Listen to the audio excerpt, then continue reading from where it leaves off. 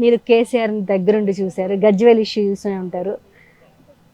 MLA camp ఆఫీస్కి వెళ్ళి Revanth Reddy photo పెట్టి రచ్చ రచ్చ చేశారు. అంటే అది ఎట్లా చూడాలి? అది కరెక్ట్ కాదమ్మా.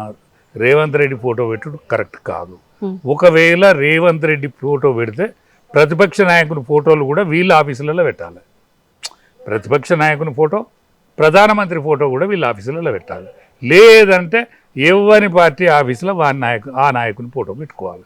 అనవసరమైన ఈ రచ్చలు మంచిది కాదు. ఇప్పుడు చేటర్గా నమ్మాట మొగని పెళ్లి పోయిందట, దాని మొగని పెళ్లి, ఆ పెళ్లికి అది పోయింది. అట్లా ఇటువంటి విషయాలు కరెక్ట్ కాదు. రేవంత్ రెడ్డి జ్ఞాని అనుకుంటాను నేను. మరి జ్ఞాని అయితే ఇది దిద్దుకోవాలి. ఇటువంటి ఎవరి పార్టీ ఫోటోలు ఆ నాయకుని ఫోటోలు పెట్టుకోవాలి. లేదా ప్రధానమంత్రి, ప్రతిపక్ష నాయకుడు, రేవంత్ రెడ్డి ఫోటో, ఈ 3 ఫోటోలు కూడా పెట్టాలి. అంతలో అయితే రాహుల్ గాంధీ కూడా పెట్టాలి. ఎందుకంటే ఆయన కూడా ప్రతిపక్ష నాయకుడు, అది కూడా పెట్టాలి. కాంగ్రెస్ పార్టీ తెలంగాణలో రాజకీయం చేయబట్టి దాదాపు 27 నెలలు అవుతుంది.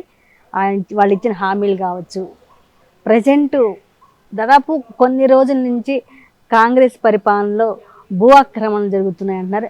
ఎంతవరకు వాస్తవం సార్? ఈ ఆక్రమణలు అనేది టీఆర్ఎస్ కాలంలో స్టార్ట్ అయినాయి. వాళ్ళు 10 ఏళ్ళు దోసుకుంటే వీళ్ళు 2.5 ఏళ్ళలో ఆ టార్గెట్ని రీచ్ అవుతాం అంతే. భూ ఇక్కడనే ఉన్నదమ్మా. హైదరాబాద్ నగరంలో యొక్క భూములే వీళ్ళకి ఆధారం. ఢిల్లీ ఆధారం కదే, వీళ్ళ ఆదాయం కూడా కదే. అది